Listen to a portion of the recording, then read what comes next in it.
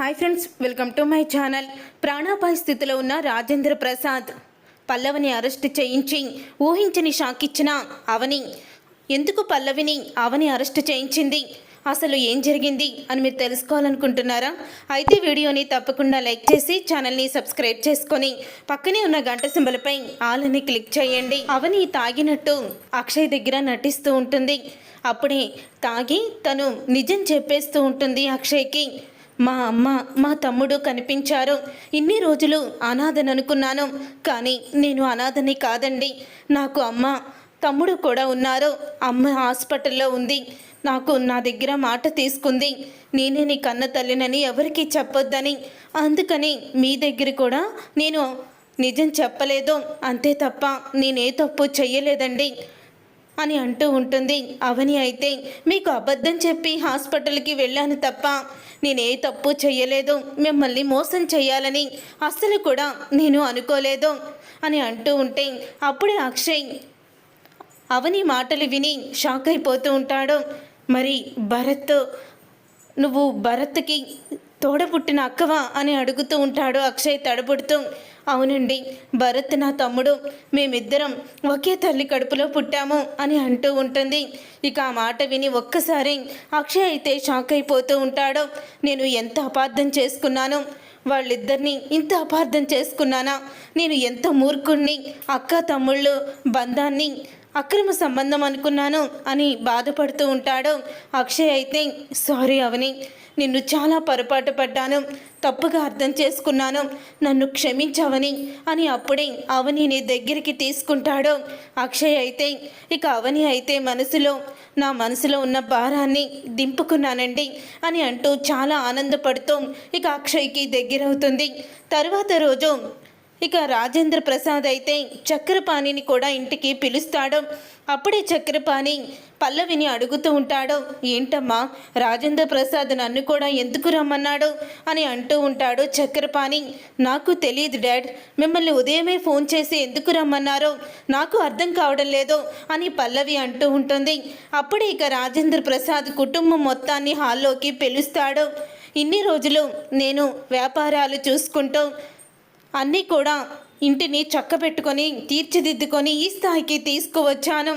ఇక అలసిపోయాను, అందుకని నేను రెస్ట్ తీసుకోవాలని అనుకుంటున్నాను. ఈ ఆస్తులు, కంపెనీ బాధ్యతలు, ఇంటి బాధ్యతలు అన్నీ కూడా నేను నా పెద్ద కొడుకు అక్షయ్కి ఇవ్వబోతున్నాను.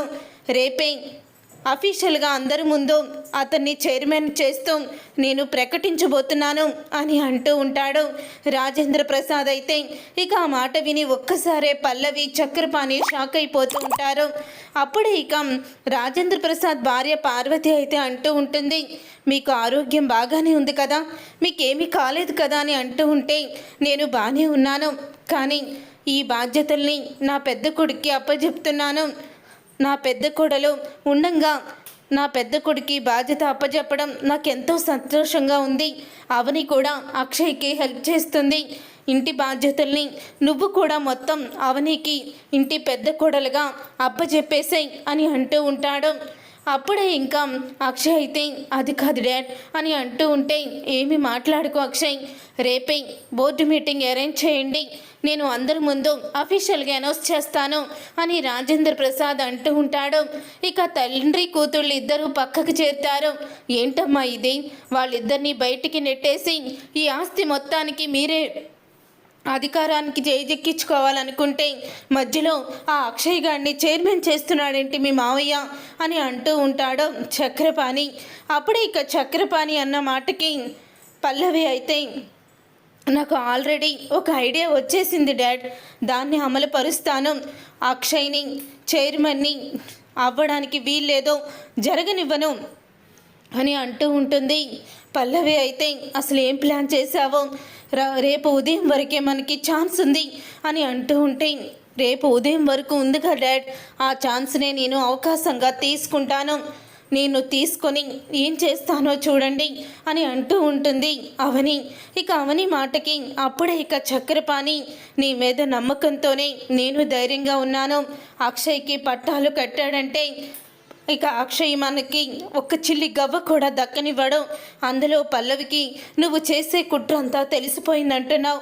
ఆస్తి కోసం నువ్వు ఇదంతా చేస్తున్నావని అవనికి తెలిసిపోయింది. ఇప్పుడు అవని అస్సలు కూడా ఒప్పుకోదు అని అంటూ ఉంటే అప్పుడే ఇంకా చూస్తారుగా ఏం జరుగుతుందో. ఆ అక్షయ్ చైర్మన్ సీట్లో కూర్చోడు అని అంటూ ఉంటుంది పల్లవి. ఉదయం అవ్వంగానే ఇక అందరూ కూడా బయలుదేరుతారు. ఇక బయలుదేరుతూ ఉండగా అప్పుడే ఇక పార్వతి అయితే రాజేంద్ర ప్రసాద్కి బీపీ ట్యాబ్లెట్లు తీసుకొచ్చి ఇస్తుంది. ఆ ట్యాబ్లెట్ వేసుకుంటాడు రాజేంద్ర ప్రసాద్. వేసుకున్న తర్వాత ఇక ఆఫీస్కి అందరూ కూడా బయలుదేరుతారు. అందరూ కూడా బోర్డు మీటింగ్లో కూర్చొని ఉండగా ఇప్పటి వరకు కంపెనీ బాధ్యతల్ని నేను అందరి సహాయంతో బాగా తీసుకువచ్చాను పైకి కంపెనీని కూడా. కానీ ఇప్పుడు నా స్థానంలో నా కొడుకు అక్షయ్ని కూర్చోబెట్టాలని అనుకుంటున్నాను. దానికి మీ అందరి ఆమోదం కావాలి అని చెప్పబోతూనే కుప్పకూలిపోతాడు రాజేంద్ర ప్రసాద్. ఇక కుప్పకూలిపోయిన రాజేంద్ర ప్రసాద్ని చూసి అందరూ కూడా షాక్ అయిపోతూ ఉంటారు. వెంటనే రాజేంద్ర ప్రసాద్ని హాస్పిటల్కి తీసుకువెళ్తారు. ఆయనకి హార్ట్ స్ట్రోక్ వచ్చింది. 24 గంటలు అబ్జర్వేషన్లో ఉంచితే తప్ప మేమేమీ చెప్పలేము అని డాక్టర్లు అంటూ ఉంటారు. అప్పుడు ఇక ఆయనకి రెగ్యులర్గా వేసుకునే ట్యాబ్లెట్స్ అన్నీ వేసుకుంటున్నారు కదా అని అంటూ ఉంటే వేసుకుంటున్నారు డాక్టర్ అని అవని చెప్తూ ఉంటుంది.